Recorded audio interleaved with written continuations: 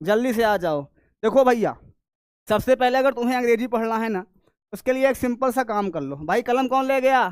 अरे कलमिया कौन ले गया? कलमिया तो दे के जाते महाराज। आओ तुमको बताता हूँ मैं। देखो सबसे पहले हमारे पास मान लो एक कलम है, ठीक है। सबसे पहले तुम्हें प्रोनाउन के नियम, प्रोनाउन क्या होता है? Pronoun is the word which is the place of the noun. Pronoun noun की जगह पे यूज होता है। कहाँ यूज होता है? नाउन की जगह पे यूज होता है। नाउन क्या होता है? देखो नाउन का मतलब ये हो गया, ध्यान से सुनना, नाउन का मतलब हो गया किसी का नाम हो गया, किसी व्यक्ति का नाम हो गया, किसी स्थान का नाम हो गया, किसी चीजों का जब नाम हो जाता है तो क्या हो जाता है? वो नाउन हो जाता है। लेकिन प्रोनाउन का मतलब कैसे हो गया? जैसे बोला गया ही, सी, इट, यू, और हो जाता है मी, आई, या जितने संबोधन वाले मतलब जितने चीजों को बुलाया जाता है ये क्या हो जाते हैं तुम्हारे? ये तुम्हारे हो जाते हैं जी, प्रोनाउन हो जाते हैं। यही पढ़ाया जा रहा है जी सर। अब क्या होता है, पढ़ाई क्या रहे हो? पढ़ाई क्या कर रहे हो? रूल ऑफ द डायरेक्ट और इनडायरेक्ट स्पीच। डायरेक्ट का मतलब क्या होता है? इनडायरेक्ट का मतलब क्या होता है? डायरेक्ट का मतलब होता है जैसे तुमको हम गरियाना चाहें, अरे काहे गरिया रहे हैं, जैसे तुमको हम कुछ कहना चाहें, हम डायरेक्टली कह दें तो वो हो गया डायरेक्ट। जैसे हम तुम बात कर रहे हैं लेकिन अगले, मान लो हमने कहा कि राम ऐसा आदमी है, तो राम की बात को हम श्याम से कर रहे हैं, ठीक है, राम की बात को हम श्याम से कर रहे हैं। फिर श्याम भाई साहब के बारे में वो राम से जिससे बात करें, वो जाके बताया कि तुमको वो आदमी ऐसा कह रहा था। जैसे हम दो लोग साथ में बात कर रहे हैं और उस बात को ले जाके, जैसे चुंगली इसको बोलते हो, क्या बोलते हो जिसको? चुंगली बोलते हो, चुंगली करना।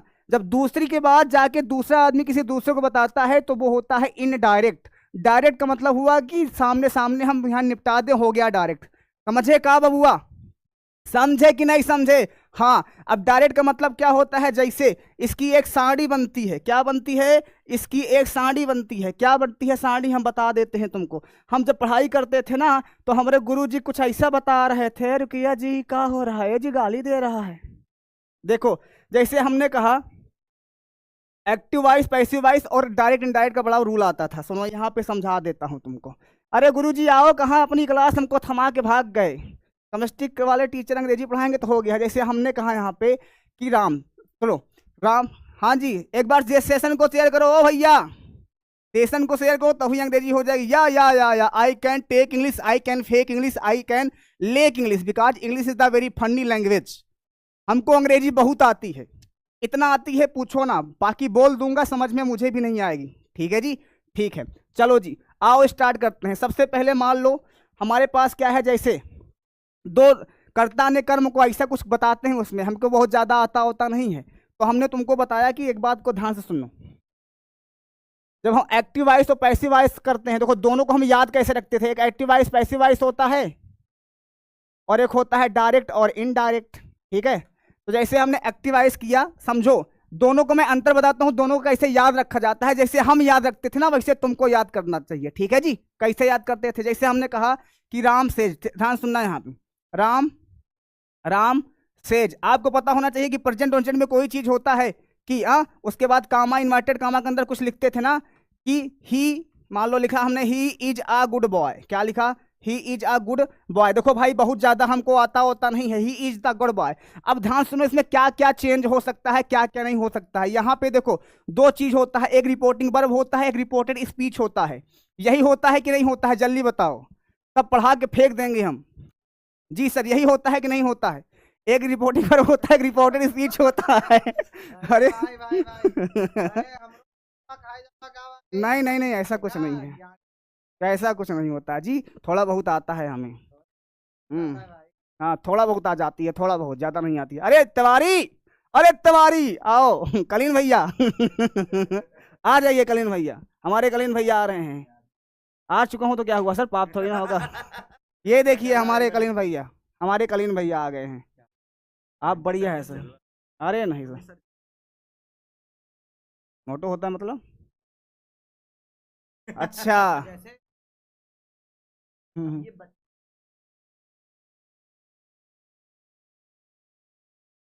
ओ विद्याकुल, हमको लाइक करो, शेयर करो, सब्सक्राइब करो, और क्या करो?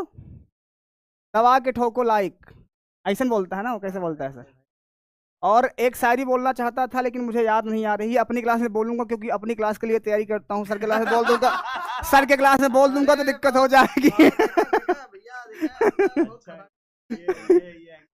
क्योंकि अपनी क्लास के लिए तैयारी करूंगा मैं। सर अंग्रेजी पढ़ाने लगा बैठे बैठे अभी। एक्टिव पैसे पैसे पढ़ा डाला मैं यहाँ पे रिपोर्ट। अरे डायरेक्ट डायरेक्ट है।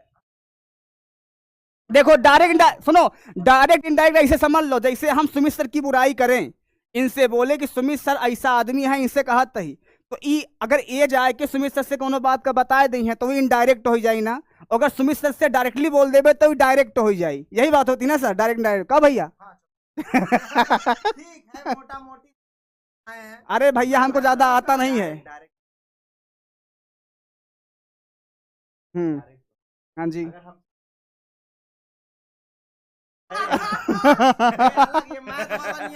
ये इन्होंने कुछ अलग बताया है। फिलहाल ज्यादा आप लोगों का समय खराब नहीं करूंगा। सर कुछ सारी बोल दीजिए आप चलते चलते। अच्छा एक काम कर लो, पहले एक ऐसे फोटो ले लो और सब लोग मेंशन कर देना। कर लो, मेंशन करना है अंकित सर विद्याकुल, सुमित सर विद्याकुल और वो सोमेश सर विद्याकुल। और एक बात का और ध्यान देना, सबसे पहले नाम बहुत लोग एक जैसे बनाए हैं तो पोस्ट की संख्या देखना। जैसे सर के आपकी पोस्ट कितनी होगी लगभग? अरे वो फॉलोवर नहीं सर, पोस्ट लगभग कितने होंगे? फॉलोवर तो ढेर लोग बना ली।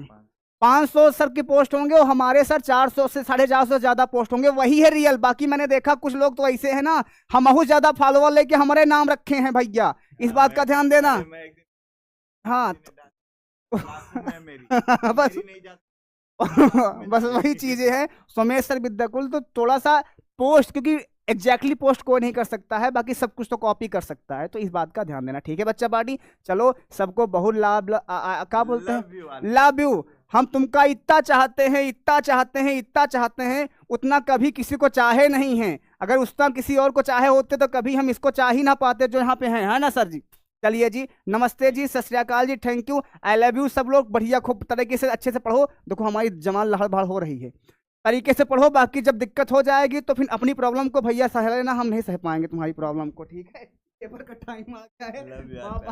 सर आपका हमारे अरे